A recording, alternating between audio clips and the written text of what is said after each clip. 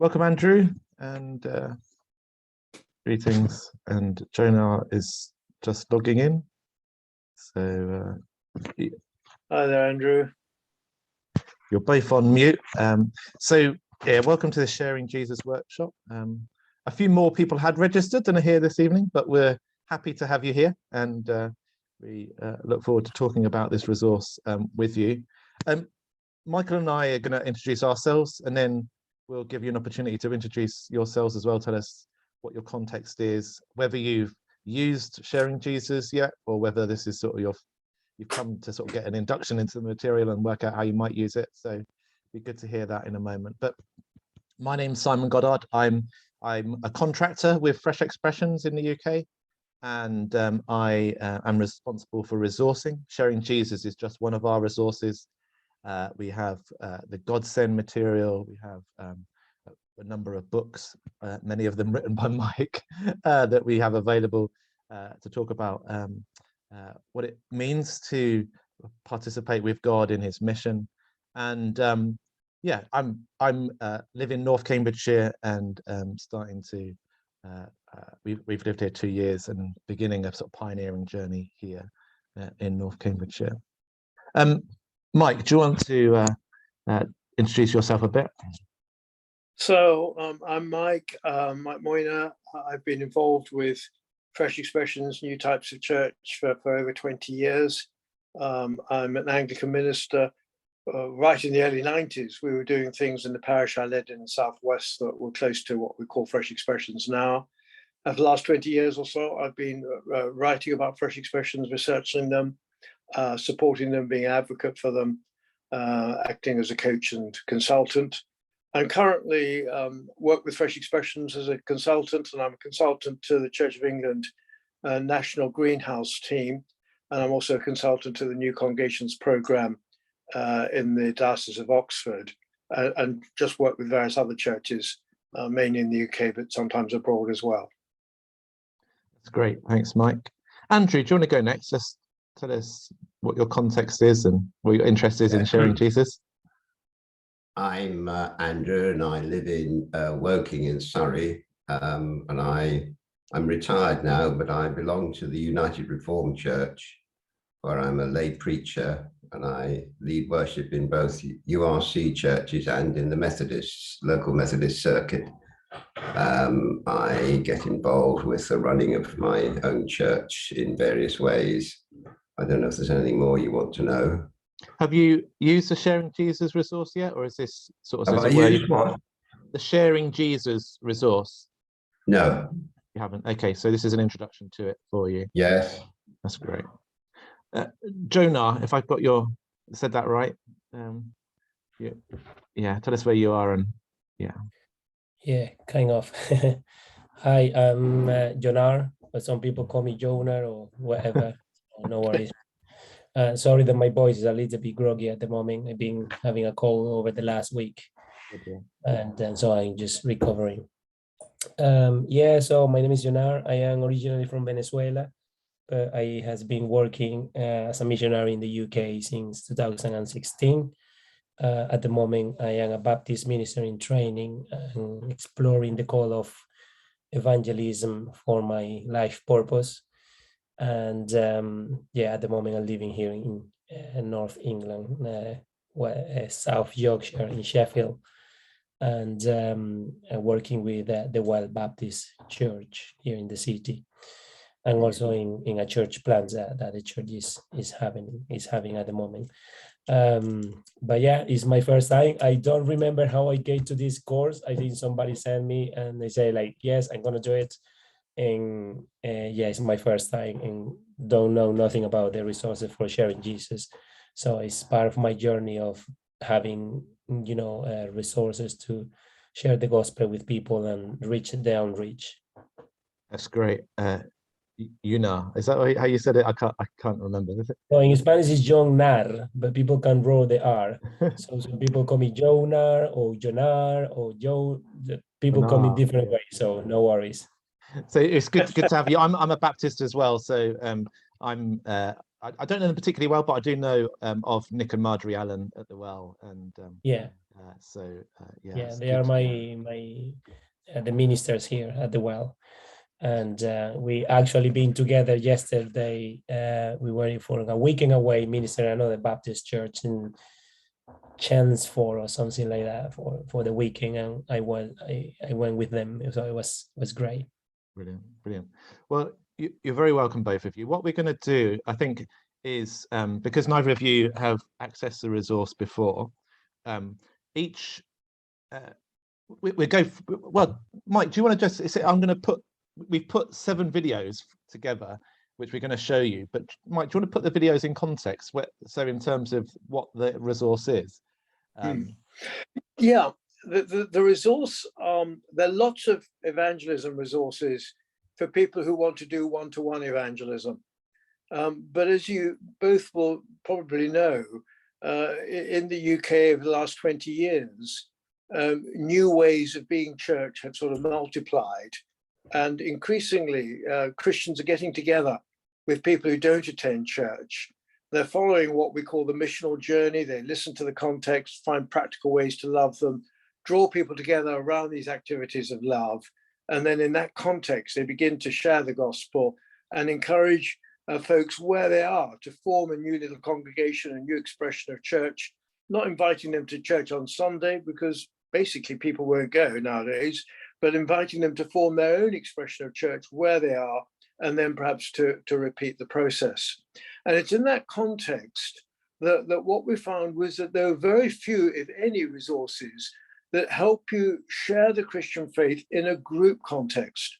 What do you do if you've got a luncheon club with people who don't go to church? Or if you've got a crafts group with people who don't go to church? Or if you've got a soccer team for teenagers? In these different contexts, how do you share the gospel with the group? And that's what this particular resource, Sharing Jesus, is about.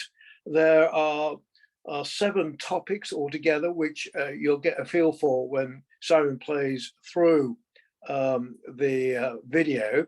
But each topic is structured in the same way. There's a 1.5 minute animation. So the first topic is how you start out. And there's a 1.5 minute animation. And then there's a sort of a written guide, which might take you 5 minutes to read. And then there's a video of someone who's basically describing how he or she practiced what is in the animation and in the written guide.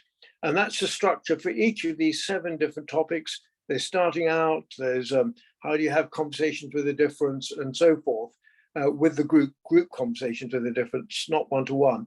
And the structure is always the same: animation, cartoon, which Simon will show you, 5 minutes of a written guide, and then a video of someone who actually did what we're describing. So that's the basic structure, and it's in the context of where you've got a group of people and you want to encourage them to engage with Jesus and perhaps, possibly, we hope and pray, become a little worshiping community themselves. So let's watch these. So it takes about 10 minutes to play through all 7 of the sort of 90-second animations, and we'll watch that, and then we'll come back and we'll just answer questions and perhaps say a little bit more. So let me just share my screen and Just want to say that if I am not making eye contact, it's because I'm looking another screen here. that's Yeah. fine. I have a big screen. That's fine. And part of our discussion, if as you watch these, you may be thinking to yourself, oh, I could use this in this context, or would it work in that context? And, if you have those sorts of thoughts, yeah, let's talk about that as well. Okay, I'm just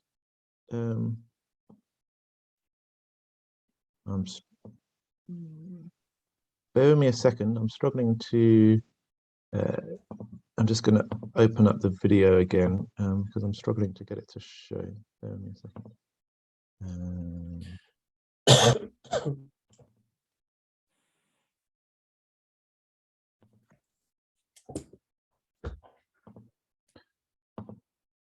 This is the fun with Zoom, isn't it? You can Hmm.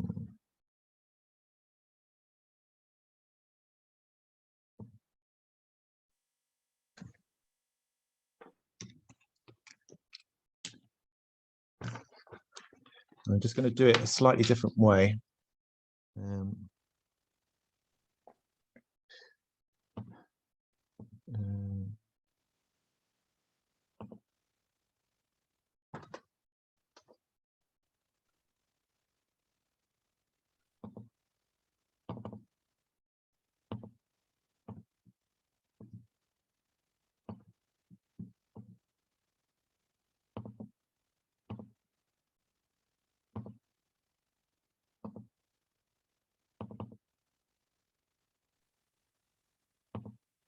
Right, I think I'm going to be able to do it now. Sorry about that. I don't normally have this difficulty with Zoom, but here we go. If you want to, oh, you in a second.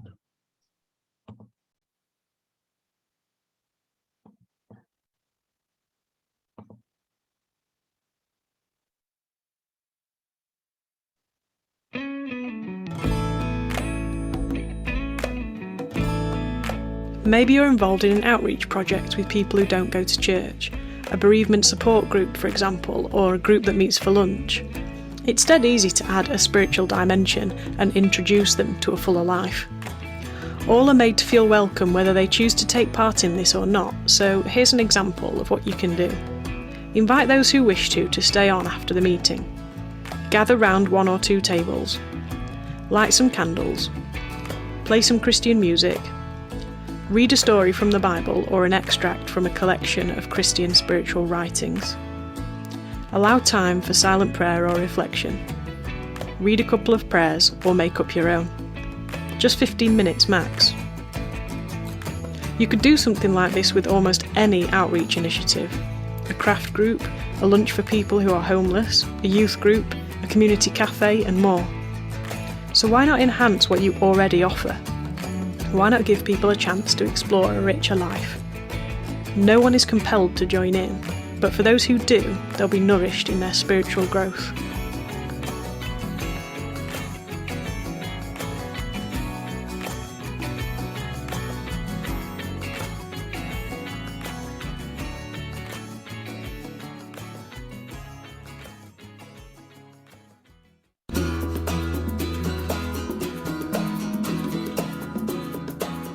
Want to share the Christian faith but talking about Jesus would be a step too far? Try Conversations with a Difference. Choose a topic that interests the group, a news item, a celebrity, well-being, a soap opera, your pets, sport, a music genre, anything the group would like to discuss. Talk about it for a while. Then ask the question that turns it into a different kind of conversation. If God exists, what would God think? Or if you prefer, imagine a great spiritual teacher dropped in. What would they say? Imagine a walking group. When you stop for a drink or a meal, start a conversation with a difference. Invite someone to suggest a topic. After a while, ask the question that makes the conversation different. If God exists, or if a great spiritual teacher dropped in, what would they say? You could do this with young people at your Messy Church activity table, with your neighbours, with any group. Want this to feel natural? See the written resource for ideas. People would become more confident in talking about spirituality. They would connect spirituality to life, and they would have fun.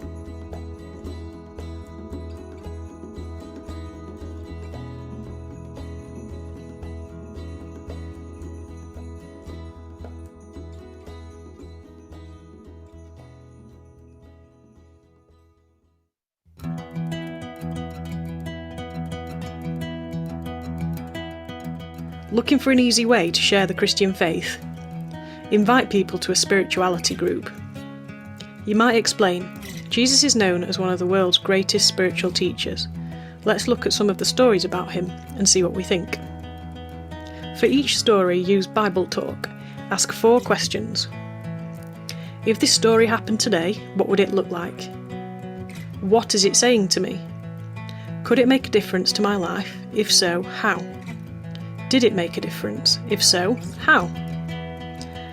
You could look at the first 3 questions in one session, or you could do them over 3 sessions to keep each session short. Then do an experiment. See if the story does make a difference to people's lives. The key word is experiment. Some experiments bear fruit, others don't. That's life. So don't let people worry about whether the experiment works or not. In the next session, share your experiences. Christians involved can relax, because the Bible does the evangelism. All they have to do is join in. No embarrassment, just authentic conversation. Anyone can take part.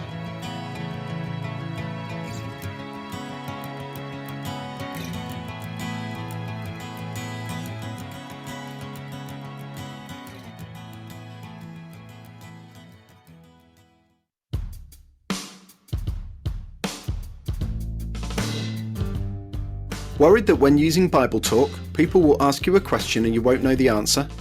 Or that they'll think your answer is stupid? Solution: there's no need to answer their questions.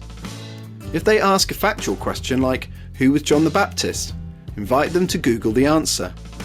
If it's a question of opinion, like, what about all the suffering in the world? Ask, from what you know about Jesus so far, what do you think he would say? And join in the discussion yourself. Don't worry about people getting the wrong answer, and don't think you need to correct what they say. You may end up discouraging them. If our place in heaven depended on right answers, none of us would get there. We are saved by grace, not by right answers. Just affirm whatever you can in their response. Overlook what you disagree with, and focus on what's most important, connecting them with Jesus. So don't worry about controversial questions. Simply reply, from what you know about Jesus so far, what do you think he would say? You'll be promoting the best spiritual habit of all, relating life to Christ.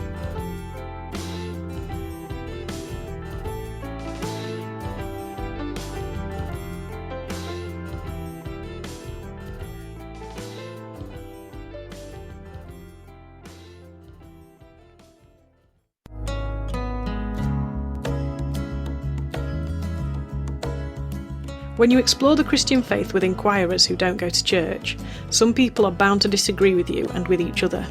Don't worry. Disagreement is part of the Christian life. Indeed, the church's 2,000 years of argument. Here's what you might do. Imagine someone in the group says something provocative. Suggest people prayerfully or thoughtfully consider their responses and then share what comes to them. Make it easy to remain silent if someone prefers to listen. Encourage people not to correct, but listen to each other. Remind them that the church is full of different views, and this variety can offer a broader glimpse of God. Suggest that after people have shared their reactions, the group has another brief silence. Then take it in turns for people, if they wish, to say where they have seen godly love in others' responses. Someone's smile, an encouraging expression on a person's face, someone leaning forward to listen, what someone else said. Then let the discussion move on.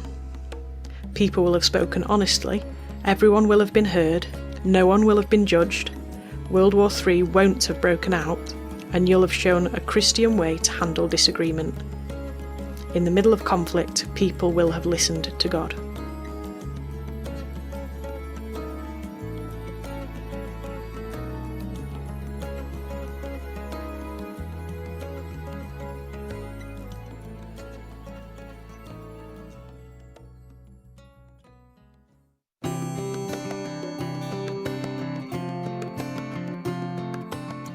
What might you do after you've introduced people to Jesus? Say you have used Bible Talk as described in Discovering. How might you help inquirers go deeper? Here's a possibility.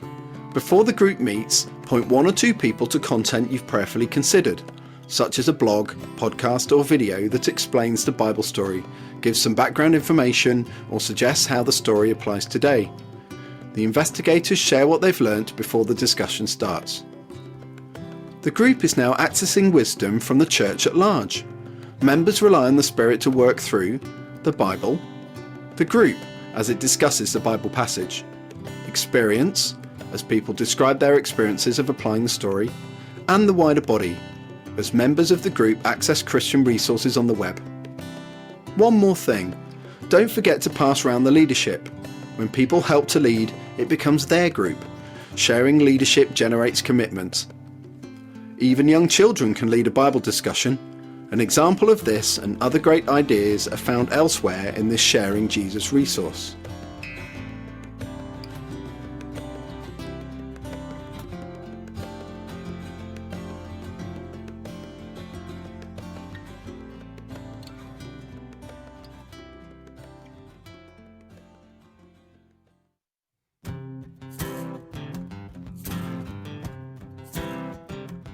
How do you turn an inquirers group into a worshipping community?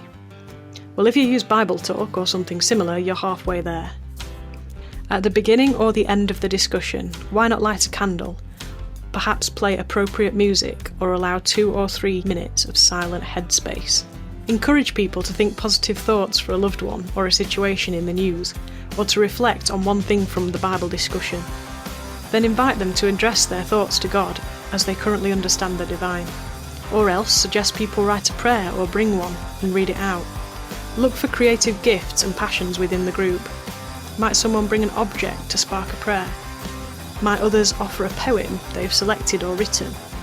Might some of the group take photographs to illustrate a theme? Might some be inspired to write tweets or emails as a way of turning their prayers into action? Why not encourage takeaways, asking people to write a social media post or draw a picture expressing what they think God was saying during the gathering? Bit by bit, Bible discussion would expand into richer worship.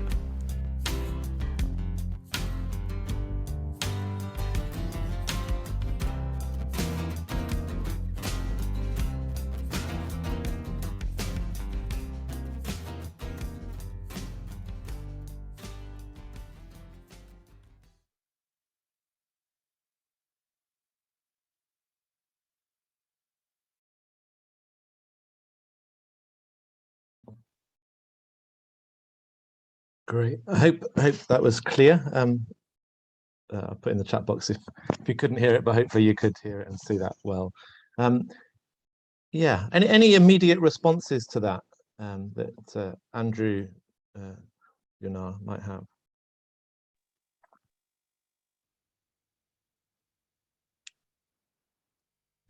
No. I think there are some of them that are very common in small groups discussion with non-Christian people, and is the one of them that caught my attention was the disagreeing.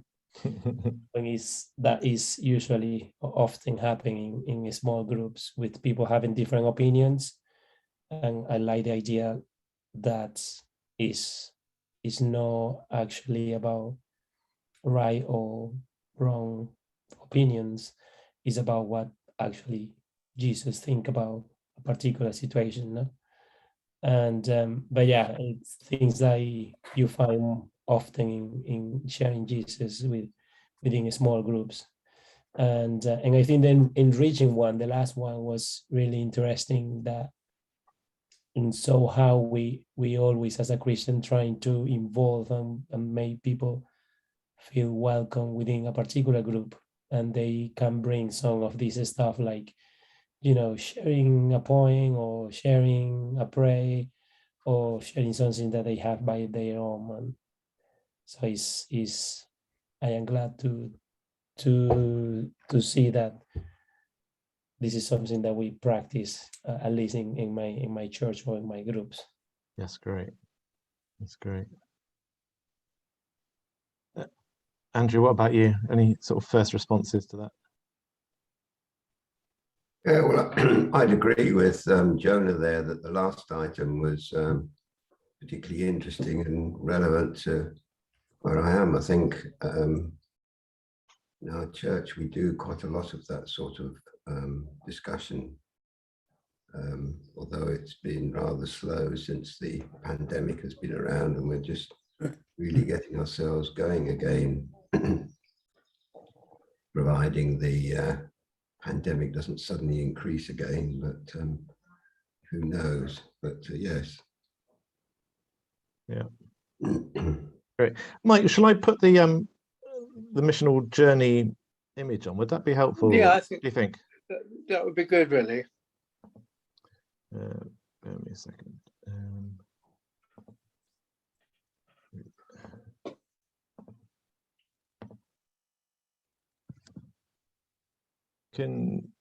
Which one can you see? Can you see? I'm seeing Sharing Jesus workshop at the moment. Okay, that's great. There we go. Yeah, that's got it. Yeah. So the challenge for many of our churches, we do lots of things in Christian groups and so on. We have Christians coming together in small groups with them and Bible study with them and so on. And that's not really what this webinar is about.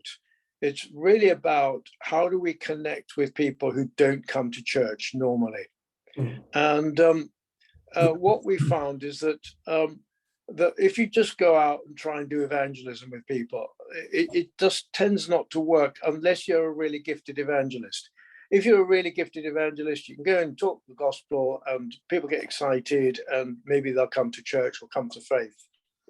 But for most Christians, what we found is that actually in the way we are as a world today, in our culture in Britain, where there's such a huge Grand Canyon between the church and people around it in terms of culture, that to try and invite people to church simply doesn't work.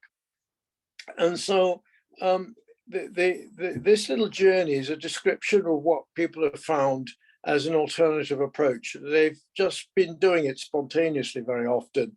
And then they, found these sorts of words to describe what they were doing. But, you might get together with a friend, 2 or 3 of you, and you might just be listening to people around you and saying to yourselves prayerfully, how can we find a way to love these people? It might be as simple as 2 women were clearing up a church, after Sunday on Monday mornings, and they noticed mothers and carers walking past the church door, having dropped their children at school. And they're all chatting away, and they asked themselves, what if we were to serve coffee in the church and give them a space to hang out together? And that became their very simple act of what I call organized love. It's organizing some practical form of love. Other people say, I've got a walking group. I like walking. Let's gather a walking group together and we'll go walking together regularly. Other people might say, I really enjoy coaching a sports team for young people. How can we add to that a sort of extra element, perhaps some food, which enables us to get together and enjoy each other's company a bit more? So we're thinking about practical acts of love. It could be as simple as in the workplace, teaming up with a friend and giving free croissants and donuts to people every Monday morning when they come into work, or Tuesday morning, or whenever the office now assembles during the week. And so there's a listening prayerfully to the context, what would work around here. There's an act of love, and then there's the building of relationships with people as they gather. You do a walking group and you stop for some food and you chat together. A couple organized a cycling group. He went off with his cyclers. She organized other people to provide the meal for when they returned and they could socialize together. So you allow sort of your act of love becomes a water hole around which people gather, and friendships and community forms. And then into that context, you begin to think of ways, well, how are we going to share Jesus? And it might be, as the first animation described, it might be you just add on a spiritual extra. You've got a luncheon club or a coffee morning, and you say to people, do you want to stay behind at the end? We'll meet for 10 minutes, sit around the table, light a candle, play some Christian music, read a passage from scripture, have some silence, headspace for prayer, pray to God as you understand him, her, or it, or some higher power, and then you might have a spoken prayer at the end, just sort of 8 minutes or so. And people do that. And then after a while, you can imagine how people say, can we talk about these passages that we're reading? We've got things to say. And so the period begins to extend to 25 minutes and you're doing a little bit more praying. And you've got effectively a little congregation emerging alongside that luncheon club or whatever. So you find some simple way to share Jesus as part of your walking group. You have a meal together and you have some conversations with the difference as described in that second slide. One group in America is a dog, I think it was a dog walking group. It may have just been a walking group, but they gathered. The convener reads them a story from the Gospels and then asks one of those 4 questions that was described in discussing. If the story happened today, what would it look like? What's the story saying to me? Could it make a difference to my life? If so, how? And did it make a difference to my life? And if so, how? And you ask 1 or 2 of those questions, you could spread that discussion over 4 weeks. You could do 10 or 15 minutes Bible study a week, meet together, have a drink, socialize a bit, just have 10 minutes or 15 minutes of Bible study, read the story, ask one of those questions. And so these are some of the ways that you begin to share Jesus in the context of the community that's forming. And then as people begin to respond to Christ and begin to find Christ and be found by Christ, then you begin to teach them to worship together in some of the ways that were described in that last animation. And church begins to sort of emerge bottom up among them. And often, it's they who call it church. People say, this is church for me. This is my church. And you begin to connect that group then to the wider church. So you can picture a situation where you've got a local church, you've got or local congregation, and you've got some of these new little communities emerging, and they form links to that parent church, links to each other, so that they become an ecosystem of different styles of being church all connected together. And then you begin to teach these Christians how to repeat what you've done in their own way with folks that they know who don't come to church. So that's a little sort of what we call the missional journey. And it's something that any church, any 2 people can do. We just say, find a friend, find 2 or 3 people, and just walk this journey at your own pace, in your own way. All these stages, all they overlap. And of course, in real life, they're much more messy than a diagram. But just take one step at a time, see how far the Spirit takes you, and see what the Spirit does next. This is a sort of 21st century way of trying to connect with people in our society now. Great. Thank you, Mike. Let me great for Andrew and to have if we've got any questions about how you might apply this. Let me just quickly, I'm going to put the link in the chat box so you know where to find the resource. So sharingjesus.life. And I'm just going to go through. So this is what the website looks like when you go to that link. And you can see there's the 7, you've got introducing, and then you've got the 7 animations. They're sort of listed on the front page there. And then, so each one has got this, so the animation plays, and then there's a link underneath for you to download a PDF guide that Mike was talking about. And that's an example of the PDF guide. And that's quite a long one. And normally they're sort of 2 sides or so, 2 or 3 sides. But that's a discovering one. And then there's a video with someone talking about how that they applied that in their context. I might just play one of those videos just so you can see. Oh, could you hear that or not? Yeah. Could you hear it? No, can't hear it. Okay, hang on a second. And then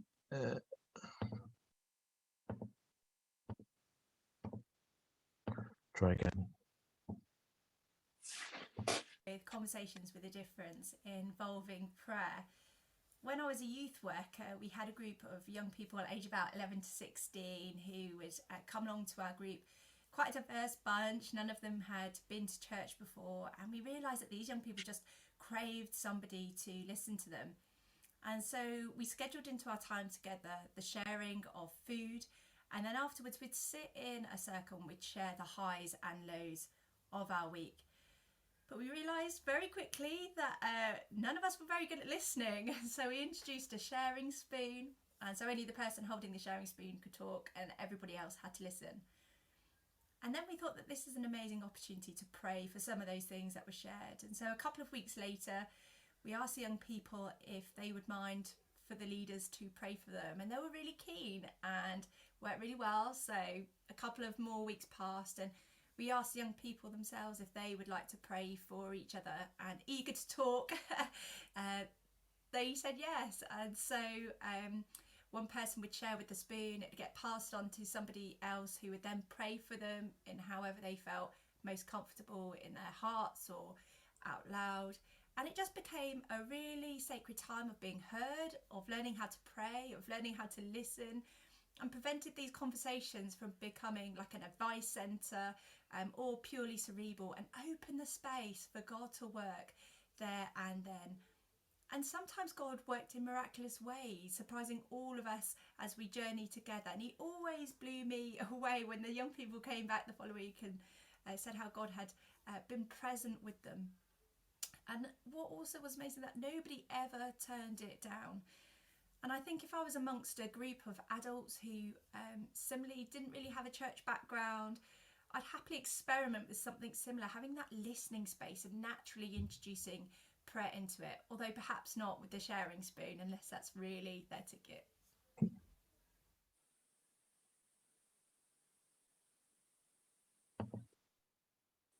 There you go. So that's just one person who put it into practice. So yeah, so the space is really much yours now. I don't know, Andrew, or if you want to explore what it might look like to put it into context, put it into practice where you are. Yeah, there's any thoughts?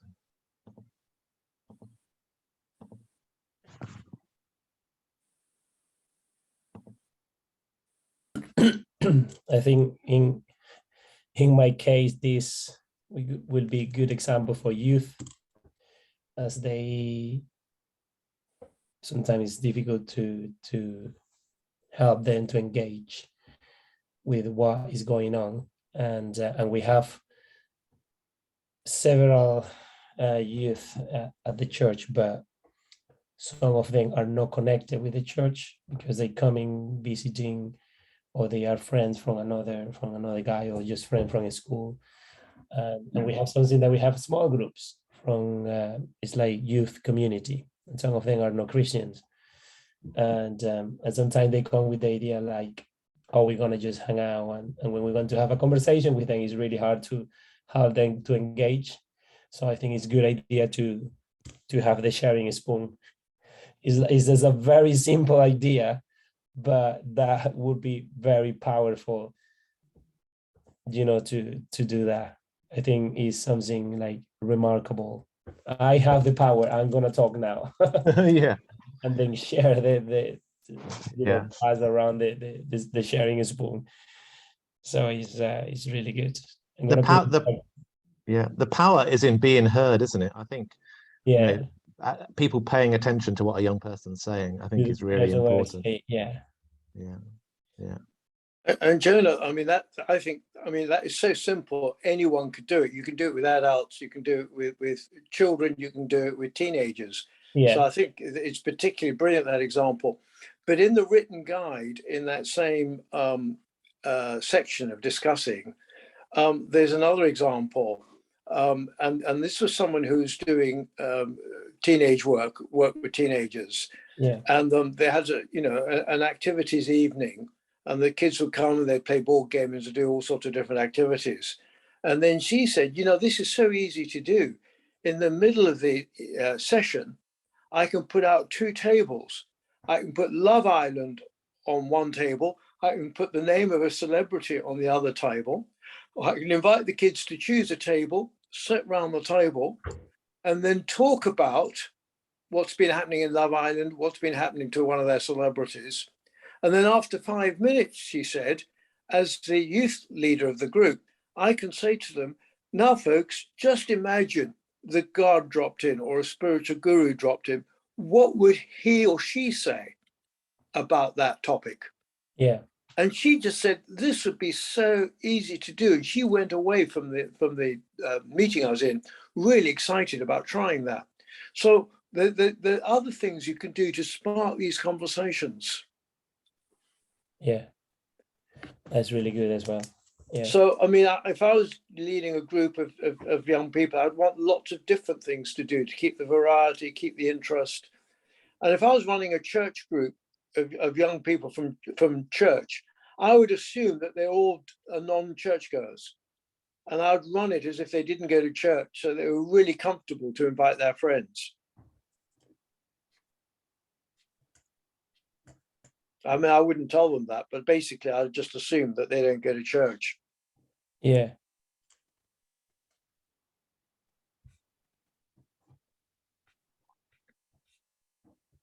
Mhm. Brilliant. Andrew, you are muted. Have you got a question or thinking how this might work in I was your just context? thinking to what Michael was saying a few minutes ago. Since the lockdown has receded a bit, our sanctuary is used through the week for a vaccination centre, and that brings amazing numbers of people into a church. And many people these days, to cross the threshold of a church is quite an experience for some. Anyway, we've got besides to getting their jabs, there's a welcome and there's free tea and coffee afterwards, and that's when we engage with people who are interested in wanting to talk about things in their life, or and then you can introduce some sort of Christian thoughts to the conversation. I mean, you even get into the areas of Christian apologetics with some of these people, because they're a bit more on the lively side on what they think. But this has been quite successful because it has brought people into our church community, even on a Sunday morning now, which we're quite delighted about and amazed in some ways. Another activity we do is our church is situated on a road that a lot of commuters use to go to the railway station to get to work in London. And also there's a college, a sixth form college, where students come the other way from the station and pass our church to the college, and we offer them a free drink of tea or coffee.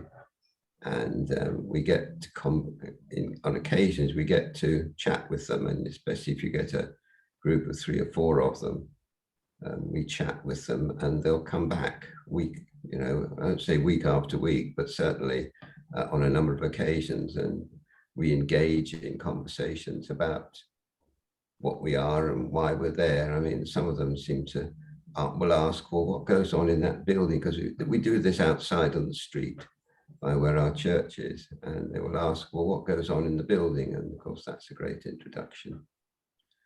During the recent half term, our church car park was turned into a petting farm, and it had a Ferris wheel, an enormous Ferris wheel, and we had reptiles, and we had a prayer maze inside the church, and that brought, hundreds of people into the church. It was also to raise funds for a local charity, of course, but that brought, an amazing range of conversations, and in ways you nearly run out of people to go and deal with the conversations that get started.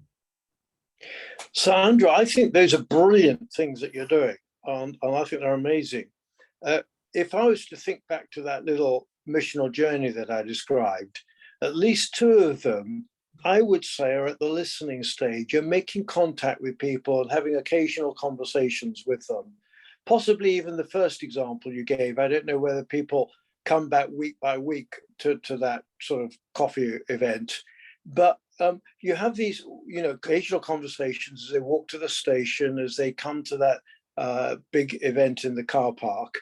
And that gives you an opportunity to start asking questions of them, not really talking about the church or anything like that, but really asking questions and to find out what activity of love you could put on fortnight by fortnight, week by week, month by month, that would draw them together and that they would really welcome and enjoy doing. So, to those students walking to college, what could you as a church do with them at the end of their study day? I mean, do they want to come and have cheap coffee somewhere? Do they want to have a quiet spirituality zone where they can have some headspace at the end of the day? Is that the sort of thing? And you just keep asking them lots of different questions like that until you suddenly hit on something where you think this would work. And then you do it. And as you do it, then people come back every week, every fortnight, and community forms. And in the context of those deepening relationships, you can then begin to share Jesus. So it can be as simple as this. For example, hot chocolate in Dundee, the Christians went out from church, they took mugs of hot chocolate to the young people in the city centre. And they just got chatting to them. And as they chatted and listened to them, they found that the young people were looking for a place to rehearse their band. So they said, well, come and use our church building, rehearse your band in the church building. And they found that the young people also wanted a place to meet. And they had a big basement, which was unused. So they said, come and use our basement. So then these young people came, they went into the basement, they formed community with these team of volunteers. And out of that emerged an amazing youth work, which continues 20 years later, but also a Christian community emerged.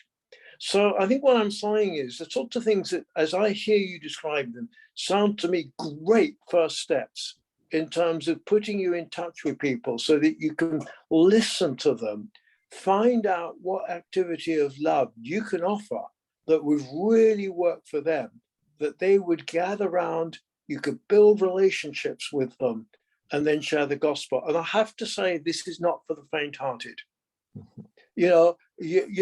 I mean, the days of hit and run evangelism, I'm not saying you're doing that, those are over. This is deep relational building. This is the church saying, God loved us so much that he gave his life for us. We will love the people around us so much that we will make sacrifices for them. And I think, that has to be said right up front. If people are willing to walk that journey, then the sky's the limit. If people are saying, no, I can only give this 10 minutes a week, nothing's going to happen. And you'll be the last generation in your church. And maybe that's God's will. We mustn't double think what God wants. Yeah. But I would say, Mike, as well, that it looks different. So the sense of these new things emerging doesn't necessarily look like new people coming in on a Sunday morning.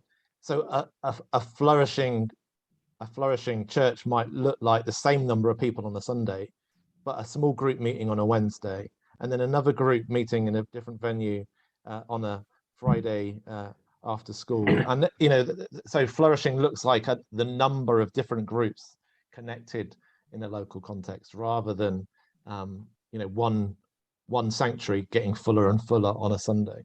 And that's what we're talking about here. And sort of absolutely. And I'm just thinking of this village church that had about 20-25 people coming on Sunday, and they had this luncheon club of about 35 people.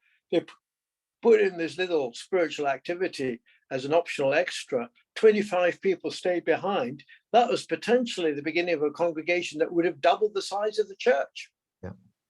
Yeah. And we have examples of dying churches that have been revitalized by these new Christian communities that don't try and get them into the old church, but just say, come and be church alongside it. Yeah. They may well find themselves into the old church. And actually, we have plenty of examples where that happens. But that happens, as it were, afterwards, after the community is formed and walked its journey towards being a Christian community.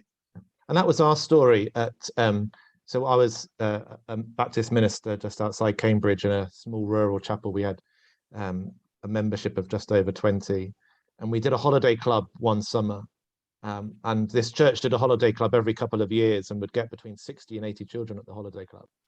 And we decided this one year to follow that up and to do something once a month on a Sunday morning with those families and on the very first time we met, 30 children plus their parents came to this new thing that we did in the school hall after the holiday club. And we gathered on a monthly basis, and there was coffee and video for the parents and chats in the staff room and the kids activity in the hall. And so that the very first week, what we were offering as a fresh expression was bigger than the Sunday congregation that had been meeting previously. And so that does happen. And we ended up as a whole body moving to the school, which became a much more accessible space for the families that we were connecting with. So yeah, it does happen. It does bring revitalization to churches, but and we had out of that those families that we were connecting with, a men's group started. We'd go to the quiz nights with a group of men, and then more spiritual conversations happened amongst that group of men. There was a group that met with toddlers on a Monday morning around sort of craft activity, and then there were spiritual conversations that emerged around that as well. So it was like a collection of new things as a result of those relationships that we developed just through a holiday club. So yeah.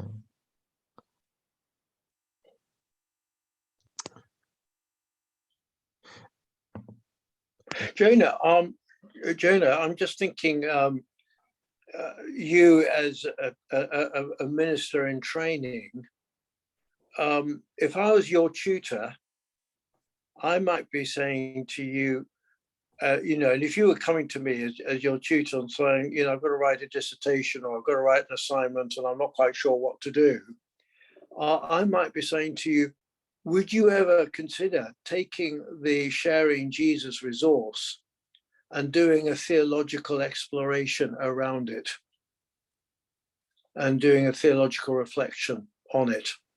So I just throw that out, you no need to respond, but just as something, perhaps worth thinking about. Yeah, well, I am just in my first year of training as a MIT. Where are you, Jonah? In Sheffield at the Well. No, in terms of the training, are you at St. Hildes or? I am in St. Hill, yeah. Okay. The theological education. Yeah. But the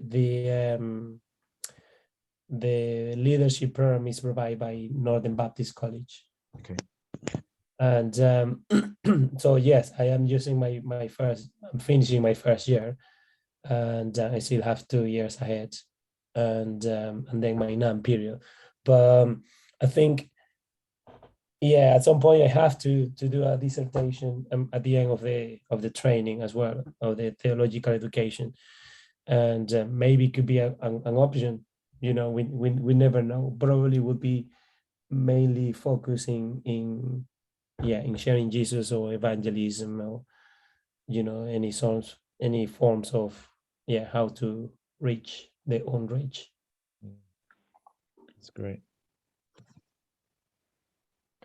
Which is something that I am recently, I don't know, I am in that process of discovering my call, but at the same time accepting the call that God has given to me after many years of wrestling and I'm fighting for it. My parents being ministry of organization when they were in Venezuela, and now they are working with the organization also in America. And for so many years, I always really loved to, reach people for Christ. And I always feel that I came to the UK working as a missionary, sharing the good news with children and young people in our organization here in Sheffield. And And I always say, well, I'm gonna be in the background, you know, do what is my best, do whatever I can. And because I was dealing with some kind of, you know, I will say disappointment. I will say that, and seeing, you know, a lot of grief from my parents, having a lot of struggles in ministry, and I always thought like, oh, I don't want to have this in my life. I want to serve God. I really love God, but I don't want to have this in my life. This is too much. My parents have a lot of difficult situations during ministry in their life, and some of that situation were having, you know, no support at all. So I feel identified with that, and I was avoiding the call, my own call, or the call that God has given to me. So I've been like during the last 4 years trying to wrestling. Oh God, are you really calling me to do this? I don't know. I'm not sure. But during the last few months, God has been confirming this in many different ways. And the reason why I'm doing the course is because, yeah, I have like a full permission to start, you know, equipping myself for this call and to share Jesus with anyone, and, you know, even with the church people, the own church people, the completely no Christian people in different groups, and just starting this journey. But it's going together as well with the ministry in training at the moment, and I don't know how is that gonna look like at the moment. I just Sounds, you know, it sounds brilliant. I mean, I think it's great. Simon, I'm wondering whether it's worth you just sharing the 21st Century Christian book, because that could be, I think, could be a really helpful resource for both of you, actually. Yeah. Yeah, so let me just put the screen on, and again, and then here we go. So just to say, there's a mailing list on the Sharing Jesus website. You can keep up to date with what we're doing, but what Mike was talking about is that this resource, the book 21st Century Christian Following Jesus Where Life Happens, and so that's available from fxresourcing.org/shop, and yeah, that's it's really easy to read. It's short. It's got nice pictures inside it. It's got lots and lots of stories. You could read it. You know, 2/3 of it, which is the first bit of it, 2/3. You could read it in an hour easily. And I think that could be a real help to both of you. And you could give it to friends as well, and really help them understand about this new way of doing evangelism in Britain. Yeah. Yeah. I'll just. Can I get it from Amazon? Or how do you get that? Or you go to the website? If you go to the website, that book isn't available on Amazon, I don't think. And you could try, but if you go to our website, you can get it there. This book is available on Amazon. Godsend. We have a Godsend resource, which is available in a variety of formats, but it's available in book format. That is available on Kindle as well. So yeah. Sorry, what is the name of the first one? 21st Century? 21st Century Christian. I'm just going to put the link to the website in the chat. There we go. All right, I'm gonna get it straight from there. Thank you. Yeah. So, and you know, forgive my ignorance, Jonar. Is Venezuela Spanish or Portuguese speaking? Spanish. Spanish. Okay. Yeah. I just have a couple of connections with Portuguese speaking missionaries in the east of England, Gustavo, and but who have come from Brazil. But yeah, okay. I thought I'd put you in touch. Brazil is the only country in South America that speak Portuguese. The rest is French and English. French and English, Guyana, and the rest is Spanish, Latin America and Central America. Okay. Unless And there's a anyone's- Kindle version. Oh, I've lost it. There's a Kindle version of the book on Amazon. Okay, there is a Kindle version. Okay, There's a Kindle Yeah. version on Amazon. 21st Century Christian. Yeah, Yeah. that's great. Unless either of you got any more questions, we've had an hour together, and it's been great. Been good to get to know you. I hope that has whetted your appetite to look at that a bit more, and perhaps explore some of the things in the Sharing Jesus resource, or perhaps more broadly with fresh expressions and new ways of expressing church, new ways of following Jesus. So can I pray for you both, and then we'll I have a last minute questions. Sure, go for it. In terms of the resources. I don't know if I see the whole perspective in terms of I don't know how to explain it. There are different words, which is like experiment, reaching, and discovering, and each of them apply for a single particular session of any particular group of encounter, or is a whole package that they come together that I should apply to any specific group, or I should do that by separate? Is that my question makes sense? I mean, I think the way I would look at it, is I would read the resource and listen to the resource. Yeah. Then I would look at the group of people you're working with, young people, Okay. and I would say, what ideas from this resource are helpful to me at the moment with these young people? Okay. And then I would apply those ideas, develop them, do them in your own way. And then later on, I might just go back over looking the resource again and say, gosh, what might we do next with our young people? Where are they at? So that's the way I'd think about it. I wouldn't use it mechanically. We do this unit for the first session, this unit for the second session. I would just read through, get the overall picture, get the sense, think, yeah, we're at the beginning of a journey towards Jesus with these people. I'd re-look at some of the early units, take the ideas that might work, use them, and then go back, look at the resource again, and then try and build on those ideas later on. Yeah. Okay. Yeah. That was my doubt, and also, yeah, it means that I can take one particular unit, as you call it, one particular unit, and work with that. So it doesn't have to be like all the units together in one. No, and absolutely, and you could take different bits from different units and put them together. Yeah, and also you can develop in different ways, or depending on when you want to get. Absolutely. You want to go. Yeah. Okay. Yeah, absolutely. That's exactly it. Dead right. Yeah, the whole point of doing church in this way is that it's contextual, or one of the main points is it's contextual, and you do what works. You're inspired by what others have learned, but you do what works where you are. Yeah. Okay. That's good. Great.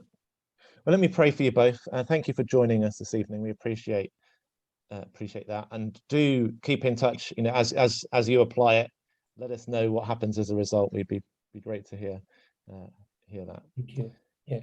Let me pray. Father, we thank you that you do call us to participate in your work in this world, your mission, and we thank you for what both Andrew and Jonah are already doing.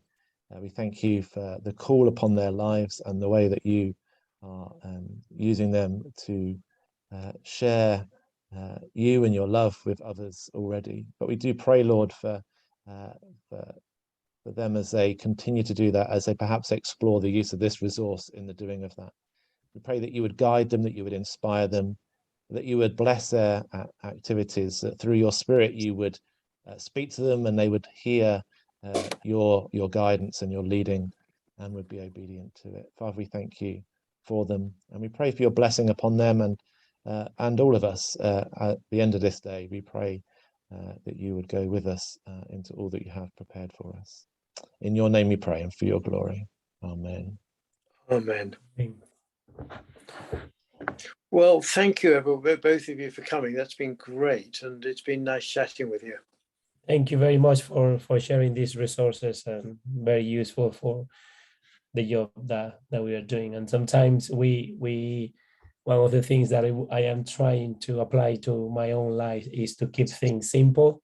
And I think this is a very simple way to share Jesus. And sometimes we just want to get complicated and doing many things and doing complicated things, but sometimes it's more simple that we can imagine. Yeah. Well, Jonah, if you're on social media and you think this is a useful resource, do tweet about it or talk about it or whatever, because that just helps to spread the word around, and that'd be great. Yeah. Okay. Yeah. Thank you. I am in social media, but I'm not using them at the moment. So I get Okay. I'm having a break from social media because it was very distracting for my college. I think very sensible, very wise. I think it's very Yeah. wise. Yeah. But thank you very much. And yeah, Okay. we keep in touch for sure. Yeah, and bless Take you, care. Andrews. Take care. See Okay. you. Take care. Bye-bye. Bye.